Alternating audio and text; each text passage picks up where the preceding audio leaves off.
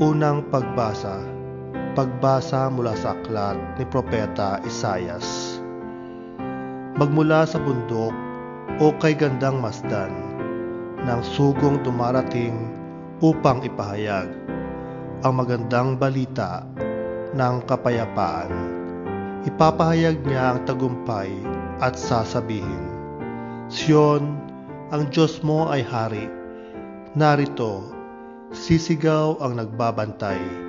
Dahilan sa galak, sama-sama silang aawit.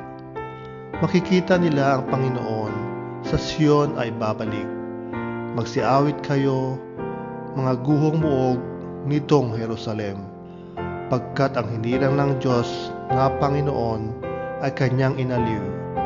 Tinubos na niya itong Jerusalem. Sa lahat ng bansa, ang kamay ng poon na tanda ng lakas ay makikita ng mga nilalang, at ang pagliligtas nitong ating Diyos tiyak na mahahayag. Ang salita ng Diyos. Salmong tugunan. Kahit saay na mamalas, tagumpay na nagliligtas.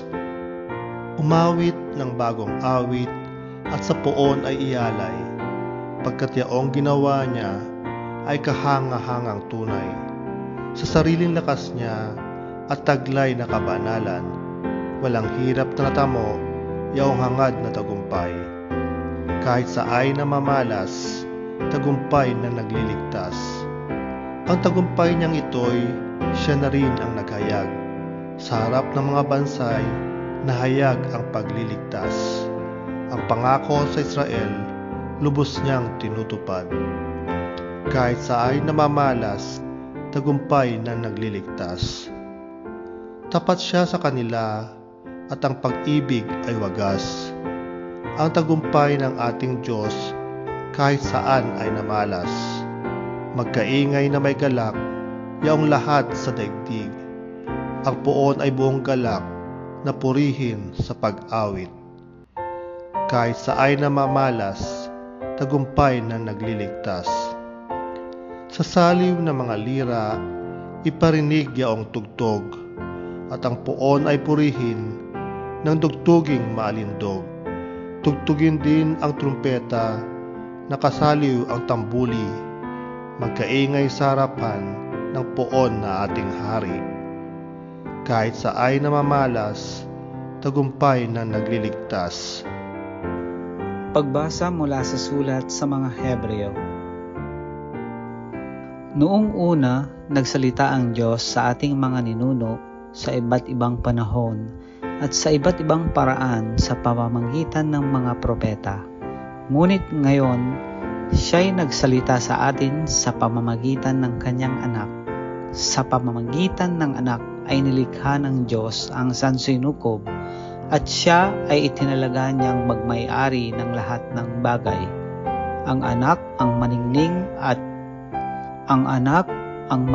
na sinag ng Diyos, sapagkat kung ano ang Diyos ay gayon din ang anak.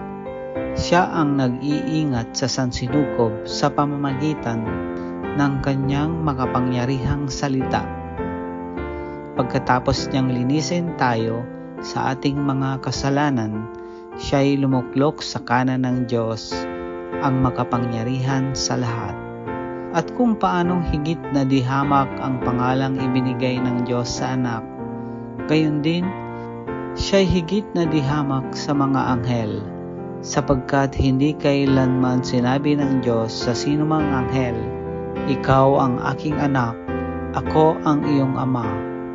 Ni hindi rin niya sinabi sa kanino man sa mga anghel, Ako'y magiging kanyang ama, at siya'y magiging anak ko.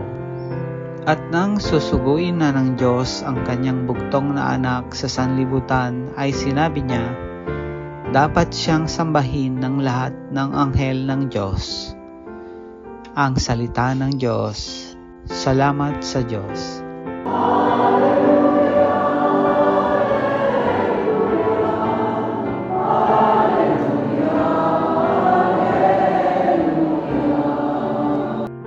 Ang mabuting balita ng Panginoon ayon kay San Juan.